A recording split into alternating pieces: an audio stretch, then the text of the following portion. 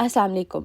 आज के इस वीडियो में हम आपको खुशामदीद कहते हैं। आज मैं आपको पाकिस्तानी उन ड्रामों के बारे में बताने जा रही हूँ जिनके ओएसटी की वजह से इनको शोहरत मिली, यानी कि इनका गाना इतना ज्यादा मशहूर हुआ कि लोगों ने इस गाने को सुनकर इस ड्रामे का रुख किया और यूट्यूब पर इनके मिलियंस में व्यूज आए।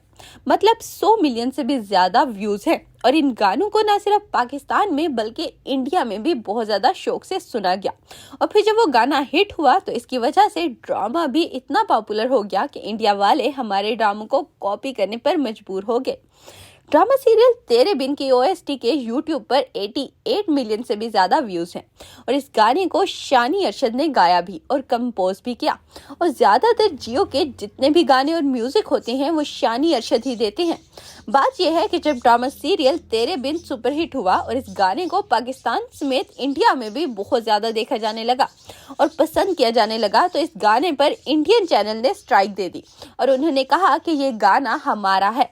लेकिन इंडियन अवाम ने इनके चैनल पर जाकर इतने ज्यादा हेट कमेंट्स किए, इतने ज्यादा इनको हेट दिया और ये लिखना शुरू कर दिया कि आप पाकिस्तान की कामयाबी से जल रहे हैं। तो फिर इन लोगों को मजबूरन अपनी स्ट्राइक वापस लेनी पड़ी क्योंकि बहुत सारे इंडियंस ने पाकिस्तानियों का साथ दिया और अपने मुल्क के इस चैनल जिन्होंने हमें स्ट्राइक दी थी इनके खिलाफ आवाज उठाई। और एक और बात आपको बताती चलूं कि वहाज अली ने अपनी जिंदगी में बहुत सारे सुपरहिट ड्रामों में काम किया है, लेकिन इन्होंने वो मुकाम हासिल नहीं किया जो ड्रामा सीरियल तेरे बिन में काम करने के बाद इन्होंने हासिल किया। नेक्स्ट ड्रामा सीरियल दो बोल वो ड्रामा था जिसने आफान वहीद और हिरा मानी को सालों की मेहनत का सिला दिया था और ये सन 2019 का सबसे ज्यादा देखा जाने वाला ड्रामा था। इस ड्रामे का ओएसटी लोगों को इतना ज्यादा पसंद आया और इतना ज्यादा मशहूर हो गया कि ARY वालों ने 2 मरतबा पोस्ट किया। एक पर इनके 80 मिलियन व्यूज आए और दूसरे पर 57 मिलियन और कुल मिलाकर 137 मिलियन व्यूज आ गए। जैसे ही ड्रामा अफान वहीद और हिरा मानी के करियर के लिए बेस्ट ड्रामा साबित हुआ।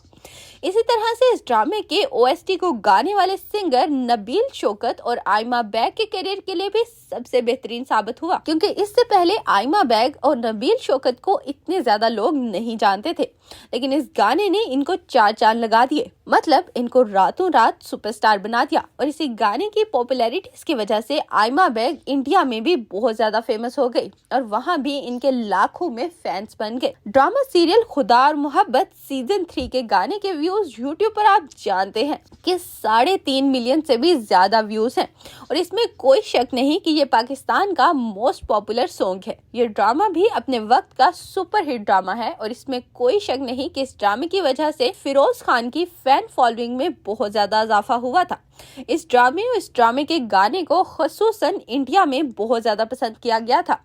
जो भी आशिक इसको सुनता था इसके दिल में उतर जाता था। इस गाने को पाकिस्तान के लेजेंडरी सिंगर राहत फतेह अली खान से गवाया गया, जिनसे इंडिया की बेशुमार फिल्मों में गवाया गया। इनकी आवाज का कोई जोड़ नहीं और ड्रामा सीरियल खानी और खुदा और मोहब्बत सीजन 3 के बाद फिरोज खान इंडिया में इतने ज्यादा पॉपुलर हो गए कि बहुत सारे लोग कमेंट सेक्शन में आकर बहुत बार लिखते हैं फिरोज खान के बारे में बता दे। इससे ये बात साबित होती है कि फिरोज खान के चाहने वाले न सिर्फ पाकिस्तान में बल्कि भारत में भी शुमार हैं। नेक्स्ट है ड्रामा सीरियल इश्क मुर्शिद का ओएसटी।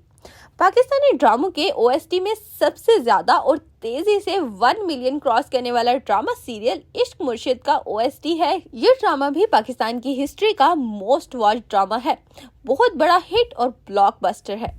इस गाने को पाकिस्तानी सिंगर अहमद जहां ज़ेब ने गाया। एक इंटरव्यू में अहमद जहां ज़ेब ने बताया कि जब मैं इस ड्रामे के लिए गाना गाया, इस ड्रामे की प्रोड्यूसर मोमिना के सामने पेश किया तो वो कहने लगी कि मुझे मजा नहीं आया है, ये बहुत ओल्ड स्कूल टाइप का गाना लगता है, आप हमें कोई और बना कर दे। उन्होंने कहा कि इस गाने को मैंने एक तरफ रख दिया और नया गाना तैयार किया, लेकिन देखें जब किस्मत साथ देती है तो फिर क्या होता है। वो कहते हैं कि इस गाने को लेकर मैं इस ड्रामे के डायरेक्टर फारूक के पास भी गया, लेकिन इन्होंने भी रिजेक्ट कर दिया। अब मैं मायूस हो गया और एक नया गाना बनाया। जो नया गाना बनाया वो 3 एपिसोड चलता रहा। चौथे एपिसोड में इस गाने का एक अंतरा चलता है और इस अंतरे ने इतनी ज्यादा पॉपुलैरिटी हासिल की कि सोशल मीडिया के हर प्लेटफॉर्म पर यह गाना नजर आ रहा था और इंडिया में भी हर जगह पर यह गाना चलता हुआ नजर आ रहा था। और अब इस ड्रामे की और हम टीवी की प्रोड्यूसर मोमिना तोरात अहमद जहांजेब को कॉल करती है और कहती हैं कि हमें फौरन इस गाने को कंप्लीट करके दे, जिस गाने को उन्होंने रिजेक्ट कर दिया था।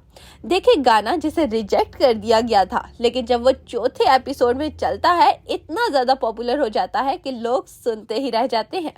मुझे खुद भी बहुत ज्यादा पसंद है। और दोस्तों, अब मैं इस ड्रामे के ओएसटी के बारे में बात करने जा रही हूँ, जिसने यूट्यूब पर हलचल मचा दी थी। हर जगह पर इस ड्रामे के डायलॉग चल रहे थे, इस ड्रामे के ऊपर बात हो रही थी। और ये वो ड्रामा था जिसने हुमायूं सईद को एक बार फिर से जिंदा कर दिया था। कई सालों तक हुमायूं सईद हमें टीवी पर नजर नहीं आए थे, लेकिन ड्रामा सीरियल मेरे पास तुम हो के बाद हुमायूं सईद एक बार फिर से टीवी पर हमें नजर आए। ड्रामा सीरियल मेरे पास तुम हो की कहानी ने लोगों को हिला के रख दिया था।